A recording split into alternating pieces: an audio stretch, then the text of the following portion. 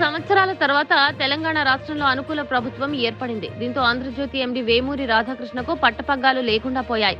వాస్తవానికి తెలంగాణ రాష్ట్రంలో ఎన్నికల ఫలితాలు వచ్చిన రోజే రాధాకృష్ణ రాయాల్సిండేది. కానీ ఎందుకనో ఆగిపోయాడు. బహుశా సంబరాల్లో మునిగిపోయాడు కావచ్చు. ఫలితాలు వచ్చిన 2 రోజుల తర్వాత అప్పట్లో కొత్త పలుకు రాశాడు. ఏకంగా కేసీఆర్ కు అహంకారం అని ట్యాగ్ లైన్ తగిలించాడు. మళ్లీ గత ఆదివారం కేసీఆర్ అహంకారమే ట్యాగ్ లైన్ గా తీసుకున్నప్పటికీ రేవంత్ రెడ్డి ఒక్కడే కాంగ్రెస్ పార్టీని విజయ తీరాలకు చేర్చాడు అని రాసుకొచ్చాడు.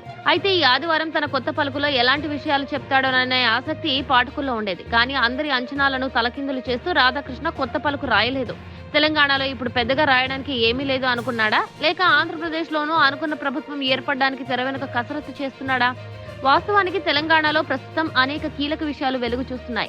బియ్యానికి సంబంధించి అవకతవకలు, మేడిగడ్డ కుంగుబాటు, ఇంకా రకరకాల వ్యవహారాలు గత ప్రభుత్వ హయాంలో జరిగినట్టు తెలుస్తోంది. ఇలాంటప్పుడు అలాంటి వాటి విషయాలను బహిరంగం చేయాల్సిన బాధ్యత రాధాకృష్ణపై ఉంది. పైగా రేవంత్ రెడ్డి ఇతడికి అత్యంత ఇష్టమైన వ్యక్తి కూడా. కానీ ఇలాంటి కీలక సమయంలో రాధాకృష్ణ కొత్త పలుకు రాయలేదు.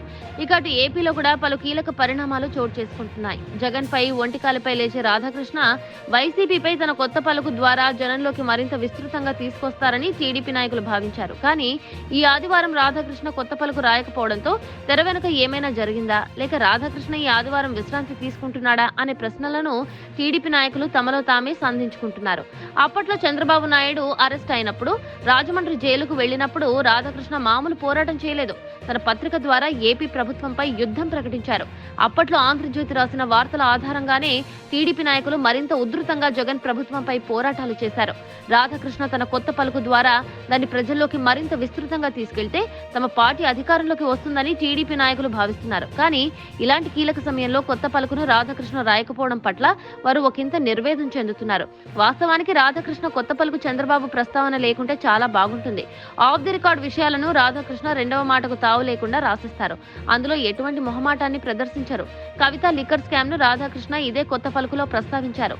కేసీఆర్ కు సంబంధించిన అంతర్గత విషయాలను కూడా ఇలానే ఆయన బయట ప్రపంచానికి తెలియచేశారు.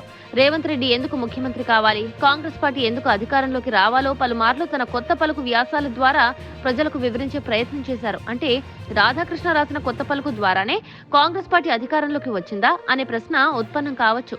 కానీ అది కాంగ్రెస్ పార్టీ వాళ్లకు ఒక ఆయుధంగా మారింది అనేది మాత్రం నిర్వివాదాంశం.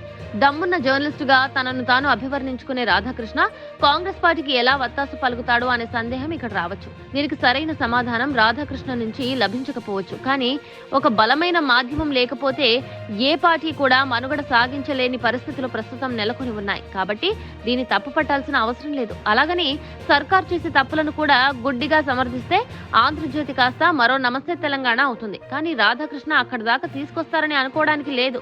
ఏదేమైనప్పటికీ ఈ వారం మాత్రం తెలుగు పాఠకులు ఈ వారం కొత్త పలుకు స్పైసీనెస్ ను మిస్ అయ్యారు. మరి వచ్చే వారమైనా రాధాకృష్ణ రాస్తాడా, లేక ఈ విరామాన్నే కొనసాగిస్తాడా అనేది వేచి చూడాల్సి ఉంది.